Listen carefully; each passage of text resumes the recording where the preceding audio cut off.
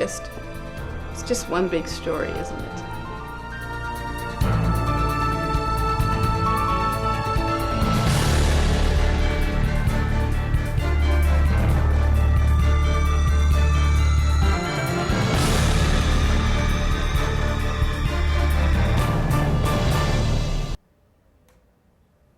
Hi everybody, welcome to The Story Connection. I'm your host, Donna Wilberg.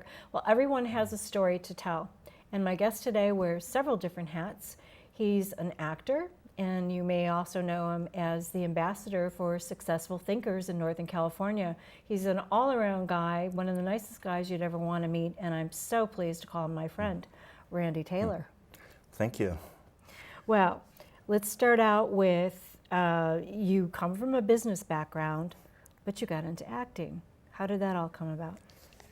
It's pretty surprising. That's how it came about. What happened was I was always trained to be a salesperson. I started with Xerox downtown San Francisco, ended up moving up to Sacramento to advise financial planners and insurance agents on insurance matters. So what happened was I was a victim of basically a health issue that took me out of action for about 3 weeks, and that led to the loss of a job. So what happened is, in this economy, I had a friend who had lost his shirt in real estate, as most of us have, and I was talking to him one day about advertising because I decided to just go self-employed and say the heck with it. And so he was talking to me and he says, well, there's this group, and what they do is they have a different idea for getting contacts and clients, and what they do is they help people, quote, paying it forward, because what paying it forward, what's that? And he goes, well, basically, you help people with their business, you help them with favors, connecting them with people, and then when people know, like, and trust you, it leads to business. Mm-hmm. So I thought that, and I go, well, I have pretty good parenting. I mean, that's what I do anyway, so I can do that. I'm going to try it. So I went to one of the very first meetings, which was years ago, and at that point in time, I didn't know where it was going to lead me, but I met so many people that eventually I started helping somebody down in Vacaville with a meeting every week. I commuted every week down to Vacaville. And as a result, I met a filmmaker. So he ended up doing an international film festival once a year. I didn't even know what one was, but I went. So I went early to help. And what happened was I met a young lady there, and I noticed that I already had met the photographer on the red carpet before. And I just went up to her and I said, nobody's here yet. I'd like a photo on the red carpet. Do you mind taking a picture with me? And she said, no, everything's fine. So I did that, thought nothing of it. 3 days later, I got a phone call, and it said, I'm the casting director for a television show that's been out a year and a half, got about 6 years and 1.5 million viewers. Wow. Would you like to be on it? I think you could be a good policeman or detective. So it ended up, I auditioned for that. I did what I was told, which was to go onto the set and treat it like a job. Don't try to fraternize and make friends or customers of everyone. Just do your job and be quiet, which is exactly what I did. I did what I was told, and it worked. So 6 months later, I got on again, and I got on another show called Monstresses, which was on a different channel, the A&E Bio channel. And then here it is, about 1.5 years later, I just was a psychiatrist, doing a role as a psychiatrist on another show. Wow. And it was all from helping the one guy down in Vacaville. Well, I got the bug after the first one. And that's when I ended up auditioning for the producer and things like that. And I thought the PCS Film Festival was frankly the funnest thing I've ever done. I still think it is. So my only goal this year in acting was to be in the PCS Film Festival, and I got the roles I wanted and everything worked. But from there to here, and finally, eventually, we talked about I'll be acting outside the United States. It all came from networking and trying to help people, and paying attention to what they did, because when you meet someone, if you don't sit down with them and ask them questions, you usually have a totally false stereotype of what they're all about. Yeah. So when you talk about people having stories, I met people that had all kinds of stories, and it seemed like out of every 30 people I met, at least one of them had a son or daughter in Hollywood also. So now I've got a pretty amazing network of contacts, especially through social media. So you've kind of worked your way up the ranks. What kind of experiences have you had? Have they all been good? Oh, that's a good question. Well, I think the best thing was, the first advice I got was just to go on and stay out of everybody's way. Don't talk to the crew while they're trying to do their job, that type of thing. And then I learned to network way before I learned how to act on an acting set. So what happens, I already went in prepared, And I did things like, there would be a bad experience. I won't be too specific, but one time I had to be on a set at 7 a.m. in the morning. The wind was blowing, the fog was out, it was freezing. My breakfast was a granola bar and lukewarm coffee. I waited for lunch, 3 o'clock, I'm still working all day, and I got nothing. Oh, wow. You know, and I got out of it, but you know, it was still good for the experience because that show, I still get told about the reruns every once in a while from my friends. It's probably reran a dozen times. You know, so there's, you know, bad comes from good. You know. But they're all different, huh?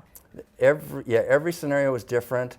Like I just did a short film, Hope and Pray, which we'll be showing later, and that was a pleasure.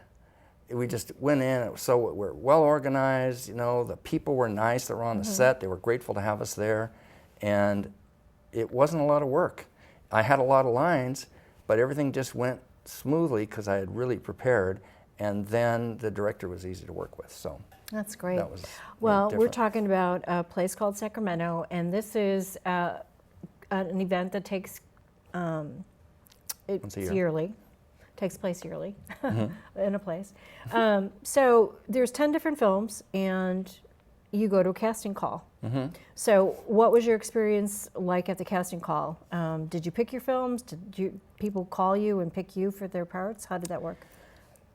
I was referred to one which it just didn't seem right, so I had some advice from before, you know, to kind of trust your gut from somebody named Don Wilberg. And so I didn't go on one of them, but there was 2 others that were pretty intriguing. Now, one of them, they didn't call me. I thought they were going to call me, and I was busy enough that I just ignored it, so that didn't happen. But the other 2 I picked, and I picked the roles, and I went in and talked to them, and one was very, very simple, and the other one, I had to read we did the entire script 3 times. That was a long audition. Yeah. But it worked. Well, You know, that's and they got good. the right people, so you know about that one. It was the find. Everybody was perfect that was in it. That's great. Well, why don't you set up the clip that we're about to see? Okay. Well, I would say this is the most interesting role that I've been able to play so far. One of the reasons is I thought of doing it with a Southern accent because it was basically about a real place. It's a true story, but the names have been changed to protect the innocent. You know? True story about a place down in Harold, California by Galt. And it's a gigantic horse ranch. And what they do is they work with victims of post-traumatic stress, and they help them adjust to the stress by putting them through challenges and exercises using horses, and they don't help them with them. They go ahead and let them feel frustration, et cetera, and then they deal with it on that level. They also, in this film, what's quite interesting is it's about a fellow that had stress so bad that it was affecting his relationship with his daughter. Like at the start of the film, he had a flashback. He choked her when a motorcycle backfired. He thought it was a gunshot, and he was choking her, thinking she was a victim, a combatant, okay, a military person. So she's choking her, and she's, you know, has him let go. But what happens is, and they do this in real life, they let the daughter give instructions to the father so that he would learn what it feels like to be dominated. And it just went really well. It was just, it's Now, a who cute is, little who is, film. you can give a plug. Who is the director and the That's the Frank writer? Casanova, and Karen Orcutt wrote it. Okay. And and the place is called Horses Healing Heroes. Great. And they do magnificent work. I talked to the therapist there. So, frankly, he probably looked at my performance and thought, well, you know, I'm not a Southern bumpkin. You know, I don't have an accent, and I don't wear a cowboy hat. But Frank said it was okay to wear the cowboy hat, so I did.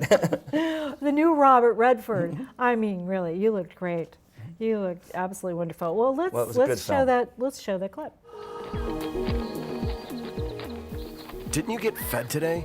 You're not following me like you should. What am I doing wrong? Well, he was out grazing all morning. Why do you think he was stopping?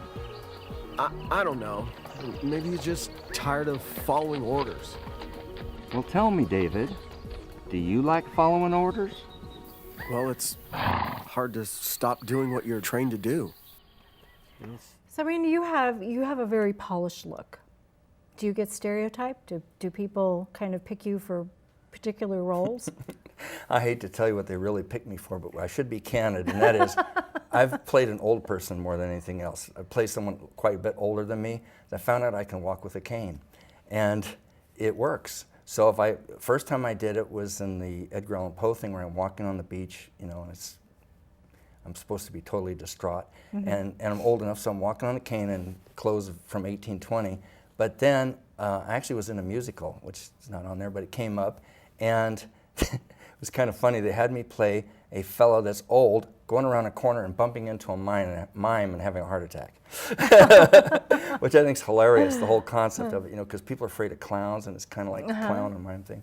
But yes, so yeah, I've been stereotyped that way, although in the other film, Bullets, Blades, and Blood, the age is an advantage because I'm supposed to be like an experienced, very rich con man, a mobster, actually an international mobster.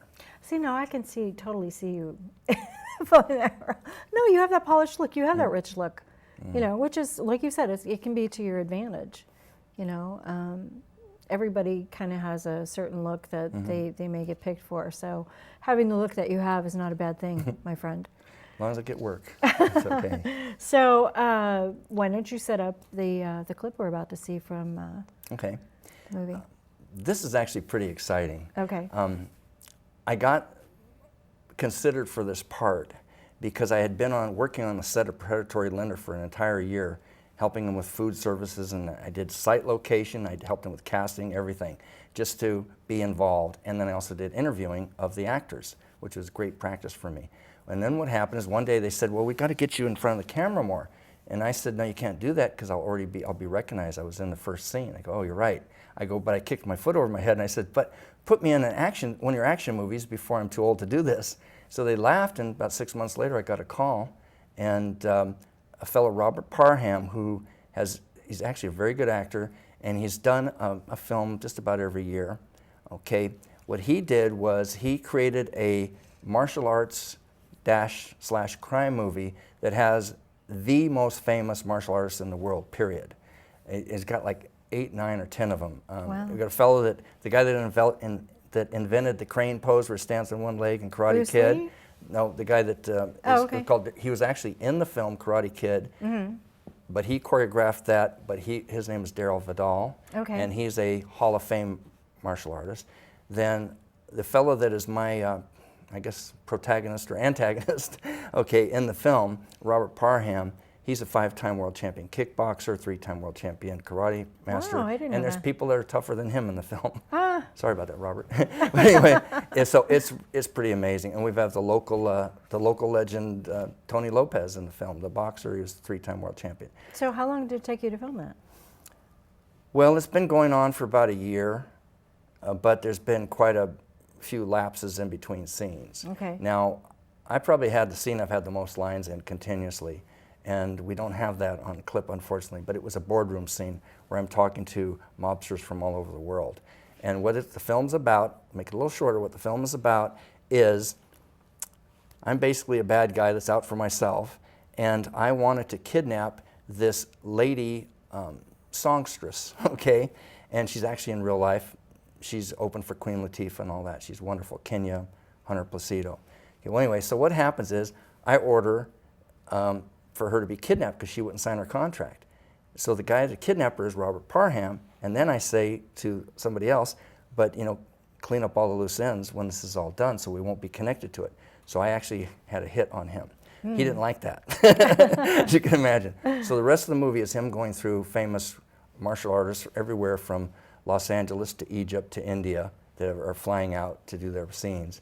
And it's pretty exciting. And That's very exciting. And I will have a fight also at the end of the movie. So is the movie finished? No, but it's getting pretty close now. It's a Good. matter of getting the people in that aren't living in America. Okay, so we're fortunate to have a little sneak peek. Okay. All right, let's watch it. take a look. She still refuses to sign the management contract. Really? Well, if she doesn't call you back today, we'll just have to find another way to make her sign and agree to our services.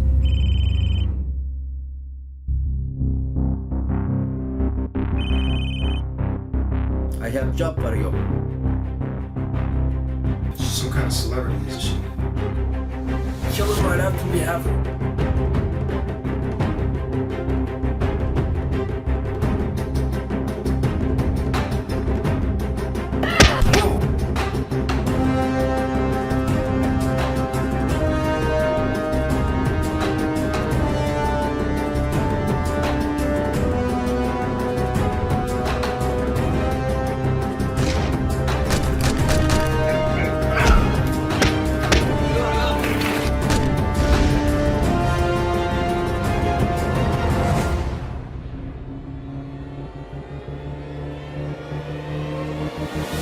How's that working for you, fella?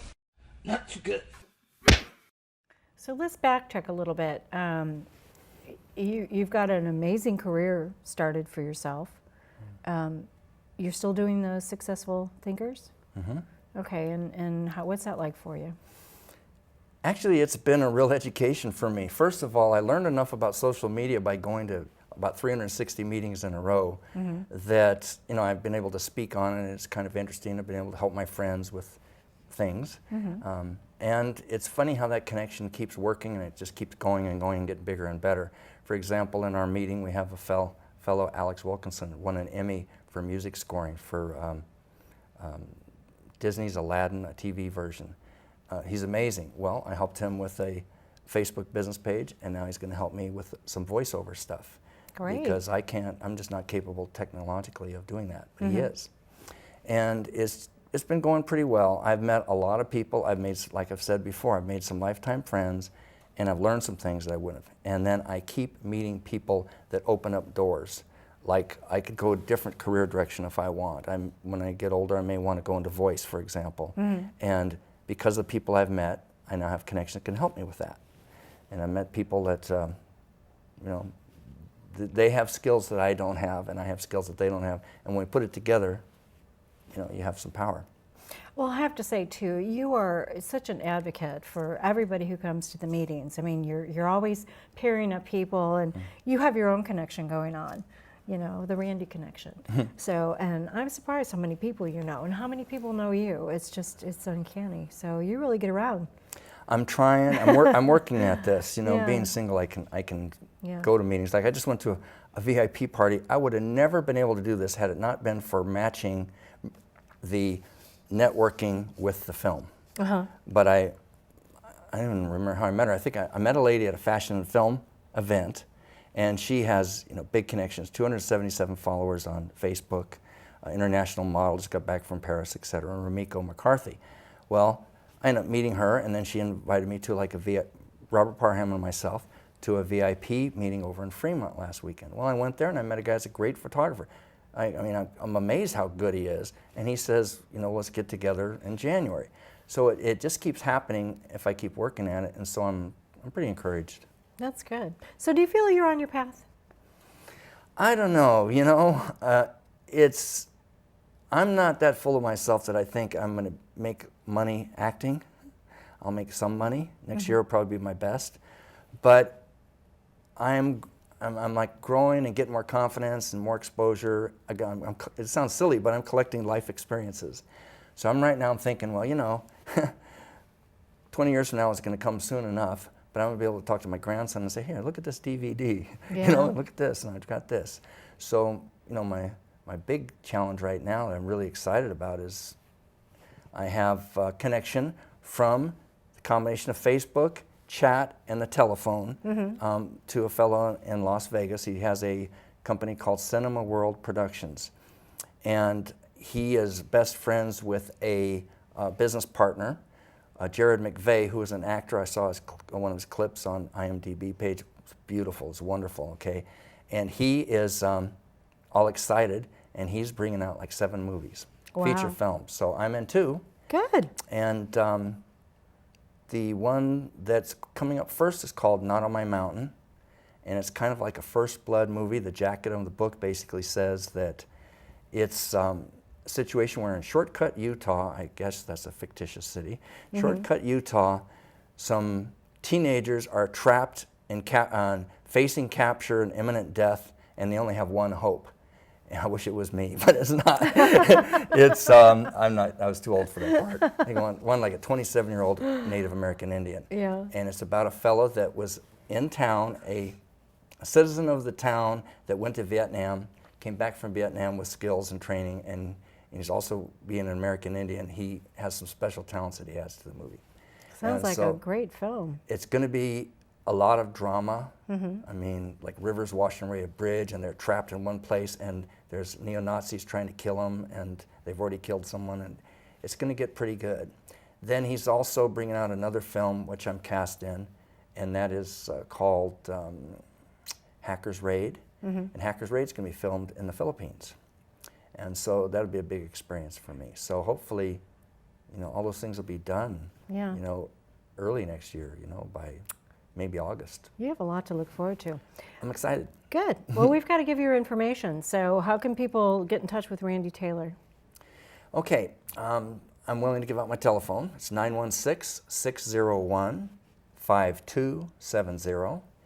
And I like to say I live on the planet Facebook. I don't have a street address. I have only a URL address. So they can find me under Randy Taylor, Actor MC. There's a lot of Randy Taylors, but if you do Randy Taylor Actor, it should be easy to connect with me and just send me a message. Okay. And I'll return all messages. Do you have an email? I have an email. Yeah, I'm not giving that out right now. Okay.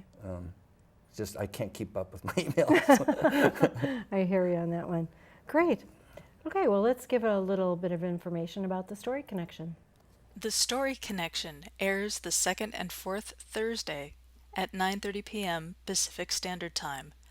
Our companion show, Paranormal Connection, airs the first and third Thursdays of each month. Each episode repeats the following Friday at 1:30 p.m. and Saturday at 5:30 a.m. You can watch these programs online at the same air times by going to accesssacramento.org and clicking Watch 17, or you can watch us on Comcast Channel 17 in the Sacramento region and on AT&T Channel 99. For information on upcoming shows and previous Story Connection guests, go to storyconnectiontv.blogspot.com. You can contact us at storyconnectiontv@gmail.com, and don't forget, join us on Facebook, become a friend, and become a fan. So in the couple minutes that we have left, what would you say is your favorite role? I think I'm drifting towards doing Westerns. I really do. I actually have a background, where I used to breed hound dogs and things like that. It's a little different, and I like the outdoor scenes that we do. You like to fish too, don't you? And I'm a fisherman. Oh, Actually cool. got to fish and catch fish in the movie The Find, but by the time they were ready for me, the fish, were gone. Oh. But I had caught 3 fish and then kept trying to hold them and keep them alive, and it didn't work, so I just released them. Okay, so what would, what would be your ideal role?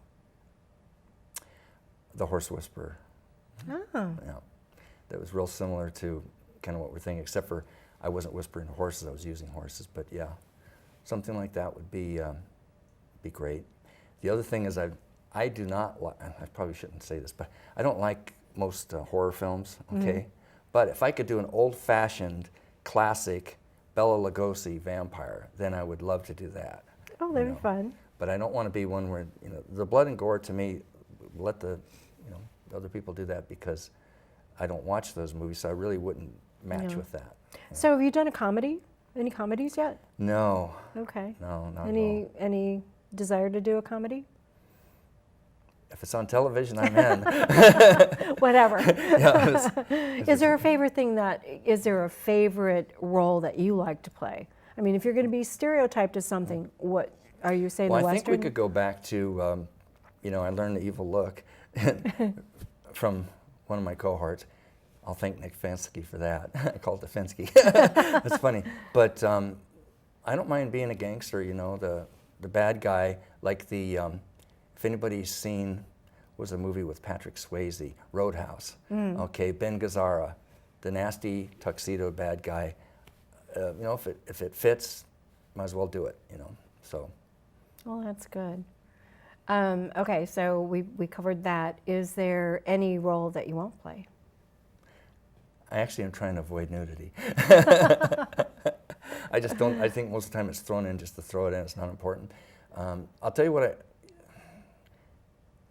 I may not avoid a role, if it was a good role and it's going to help me meet people in advance. But I would say I will uncast myself, and this would probably say zombies. Okay. The zombie stuff. However, Shaun of the Living Dead, one of the best movies ever made. Okay, cool. That actor's hilarious. No, do you prefer drama or action? Yeah, I have to give that some thought. I would say drama. Drama? Yeah. Okay. All right. Well, we've got 1 minute left. Any parting words you have for everybody out there who's listening?